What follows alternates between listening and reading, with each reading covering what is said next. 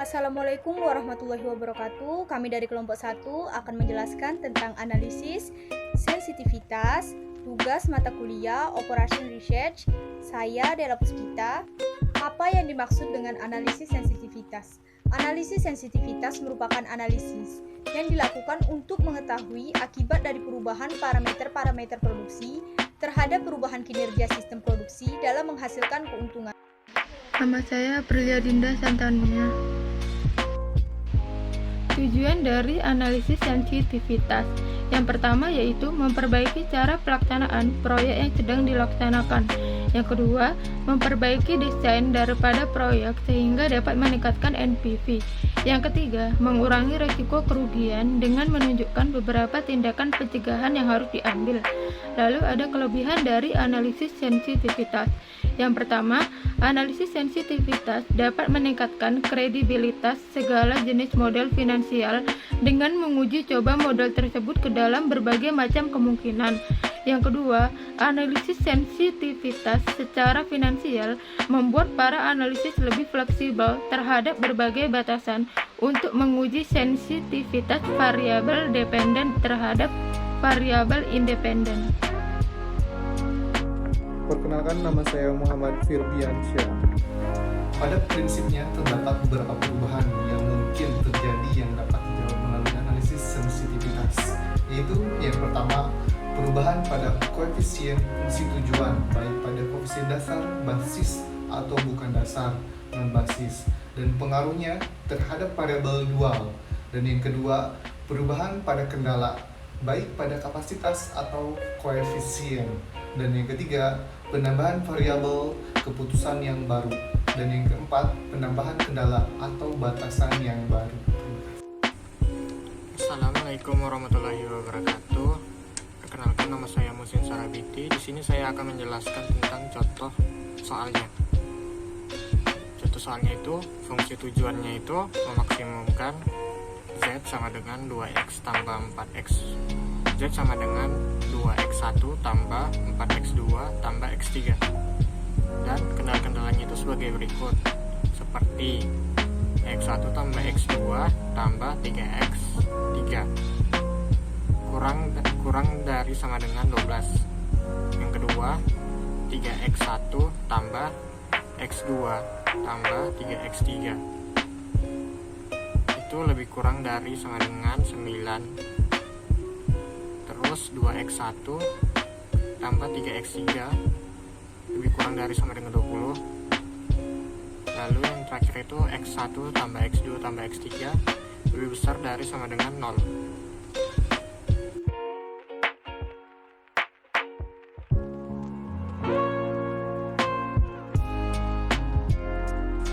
Lalu untuk tabel metode simplexnya itu sebagai berikut.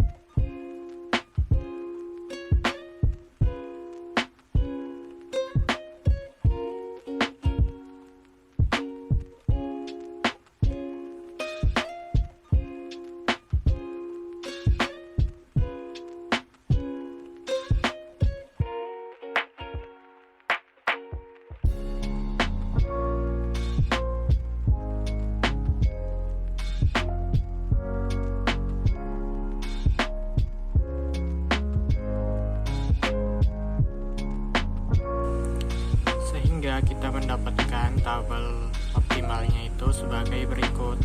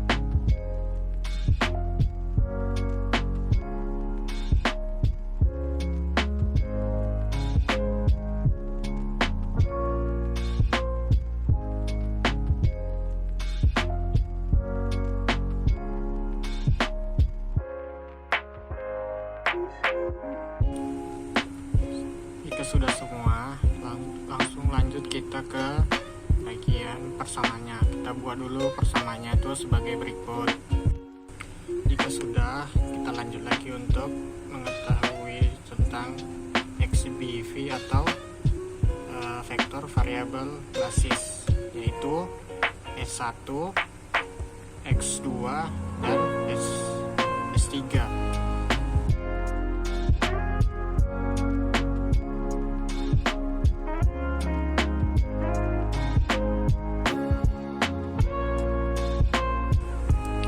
Dan XNBV itu X1, X3, dan S2.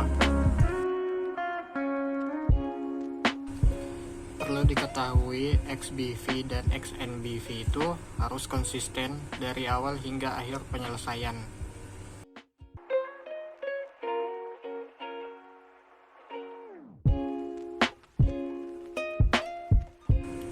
Kita juga punya koefisien ongkos variabel basis atau yang disebut CVV, yaitu 0, 4, 0.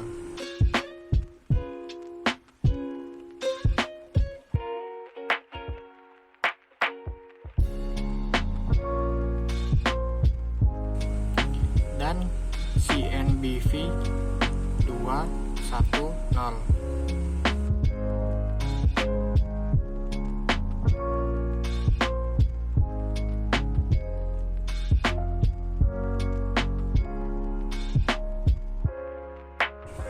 Vektor AJ A1 itu 132, dapatnya itu dari situ. Terus A2 sama dengan 110 itu dapatnya dari yang atas itu. Lalu yang A3 itu dapat A3-nya itu yaitu 311, dapatnya dari situ. Lalu ada A untuk S1 yaitu 100.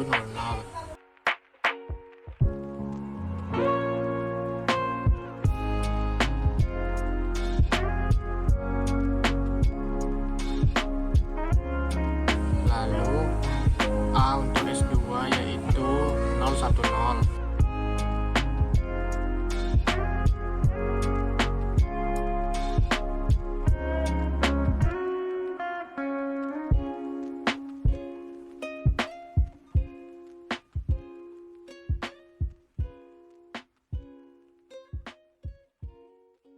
Dan A untuk S3 itu 001.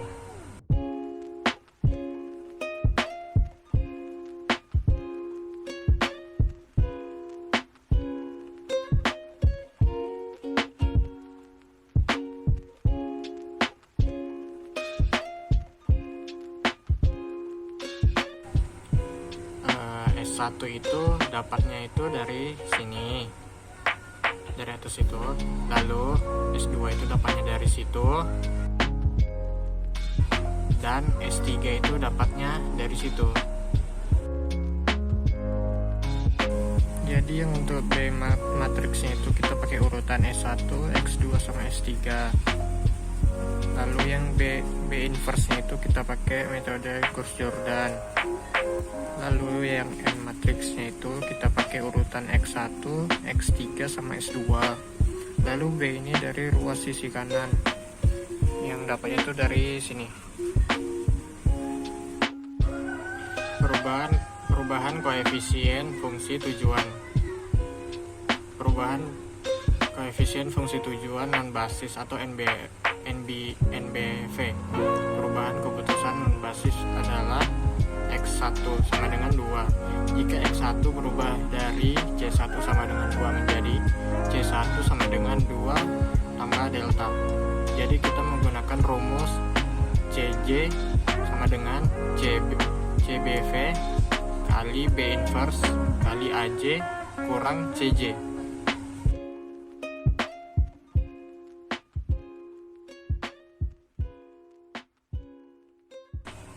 Sehingga diperoleh C1 sebagai berikut.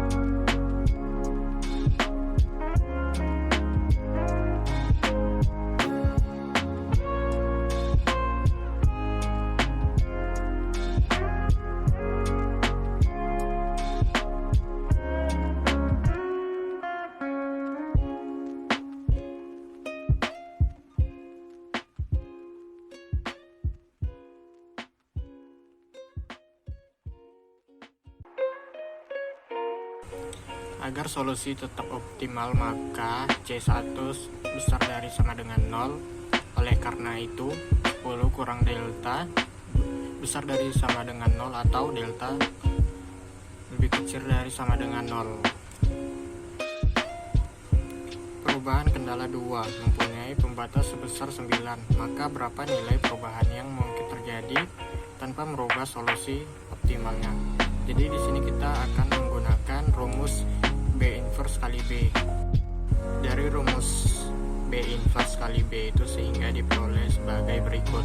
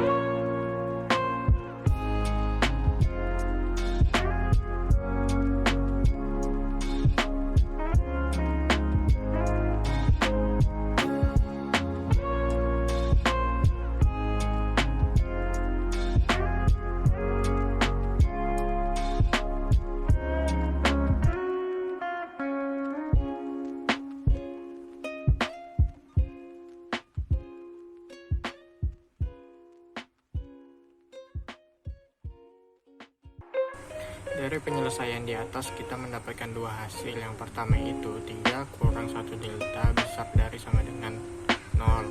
Lalu menjadi delta lebih besar dari sama dengan 3.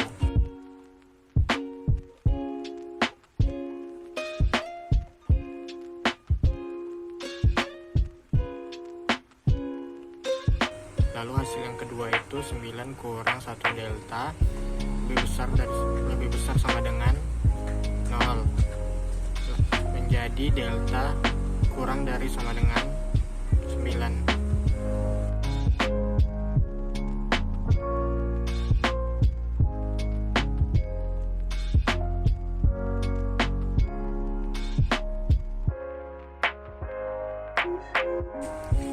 Dari hasil perhitungan di atas dapat disimpulkan bahwa pembatas atau kendala kedua dapat berubah menjadi 3 lebih kecil dari sama dengan delta, lebih kecil dari sama dengan 9, yang tidak mengubah tabel optimum. Penambahan variabel keputusan yang baru. Misalkan kita tambahkan variabel yang baru, misalkan itu X4 dengan kendala A4 sama dengan 1, 2, 3.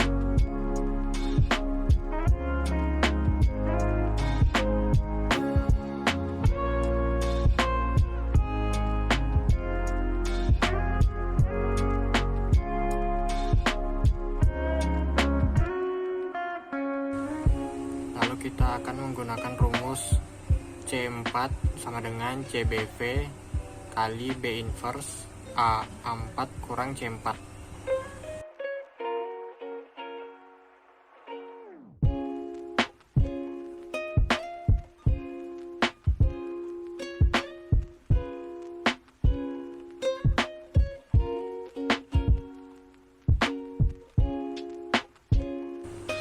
Sehingga dapat diperoleh C4 sebagai berikut.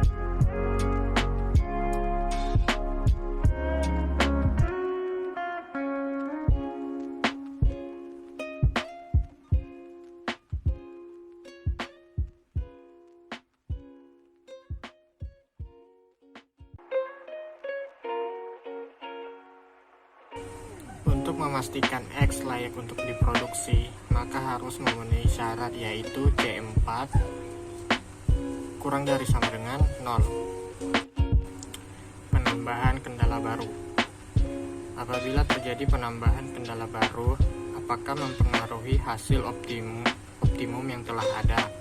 Misalnya, yang terdapat penambahan kendala keempat yaitu X1 tambah X2 tambah X3 lebih kecil dari sama dengan 8.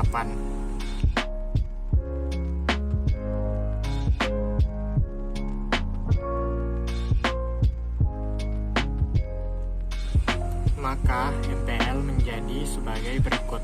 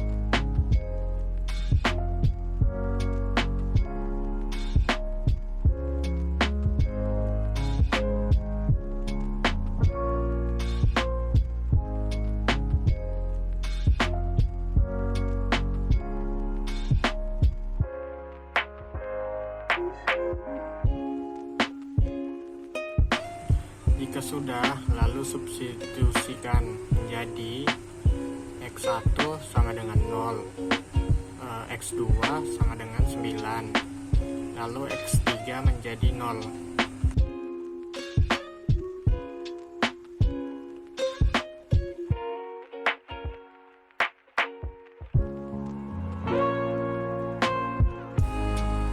Lalu masukkan angkanya yang tadi yang sudah disubstitusikan itu, lalu dapat diperoleh hasilnya sebagai berikut.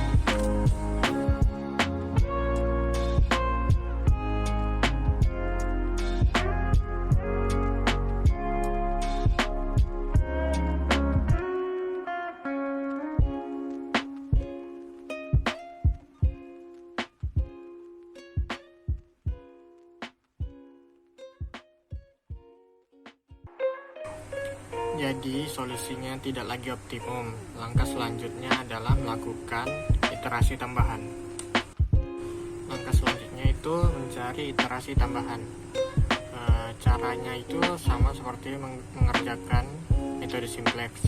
Pertama kita masukkan dulu angka yang sudah dijumlahkan dengan kendala baru ke dalam tabel.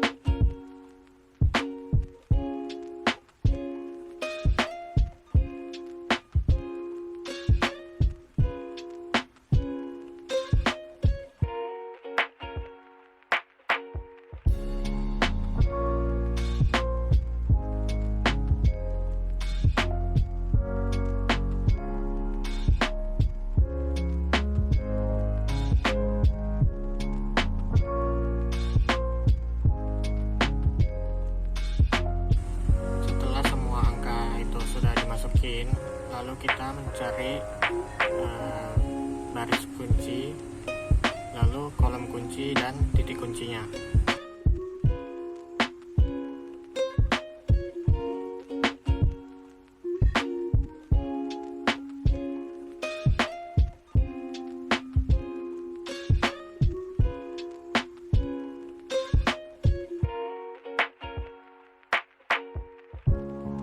Jika sudah ditentukan baris kunci, kolom kunci, dan titik kuncinya, lalu tinggal dijumlahkan, lalu masukkan angkanya ke dalam tabel optimal sehingga dapat diperoleh sebagai berikut.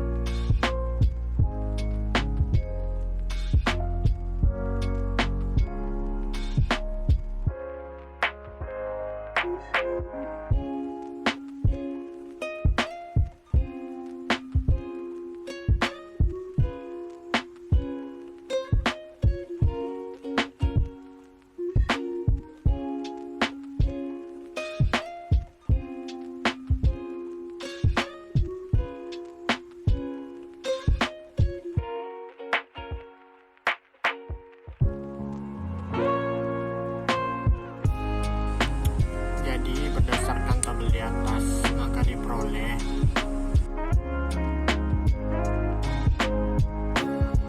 Z maksimum sama dengan 32,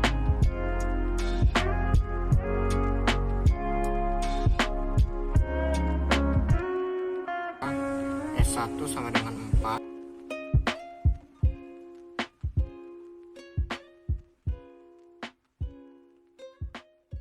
S2 sama dengan 1, S3 itu sama dengan 20, X2 sama dengan 8, X1 kurang X3 sama dengan 0. Nama saya Hilyatus Adia. Kesimpulannya, analisis sensitivitas dalam dunia ekonomi dan finansial memiliki peranan yang sangat penting. Dengan menggunakan metode ini, perusahaan dapat memperkirakan hasil penjualan suatu produk dengan mengikutsertakan variabel lain yang mempengaruhi hasil tersebut. Selain itu, analisis sensitivitas juga dapat digunakan dalam pengambilan keputusan bisnis yang penting. Sekian